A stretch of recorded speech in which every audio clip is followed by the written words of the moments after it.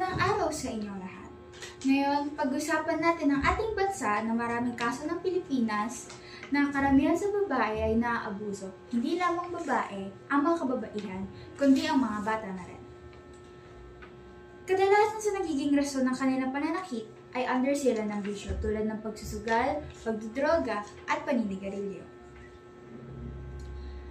Na kapag sila ay nawawala sa bisyo, ito ay naibubuntong na sa atin, kababaihan at kabataan, na humahatong na rin minsan sa sexual violence.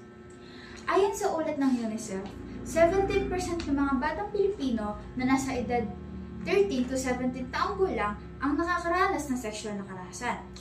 Ayon din sa 2013 National Demographic and Health Survey na isinagawa ng Philippine Statistics Authority, isa sa bawat 5 kababaihan edad 15 to 49 ang nakakaranas ng pisikal na pang-aabuso. Maaari rin ito sa paraang verbal, sexual, psikolohikal at ekonomikal. Sa buong Pilipinas, marami nagre-report na sila ay naaabuso ng mga lalaki. Ito ay nagdudulot sa kanila ng malalang trauma na humahantong sa pagpapakamatay, kaya sa ating bansa, tumataas ang suicide rates.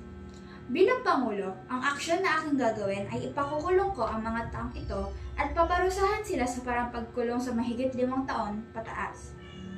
Patitibayin ko rin ang batas na Republic Act 9262 Anti-Vowsy Act of 2004 para sa kaligtasan ng lahat ng kababaihan at kabataan. Gusto kong lahat ng tao, lalo ang mga bata, na lumaki na walang takot sa lakas ng mga kalalakihan. Dahil ang lalaki dapat ang pumoprotekta sa atin, hindi ang nananakit sa atin o nagbibigay ng trauma. Matuto rin tayong kontrolin o limitahan ng sarili sa pag-iinom ng alak, paggamit ng sigarilyo, at pagsusugal. Para sa kapayapaan ng lahat, matuto tayong kontrolin ang ating sarili. Maraming salamat.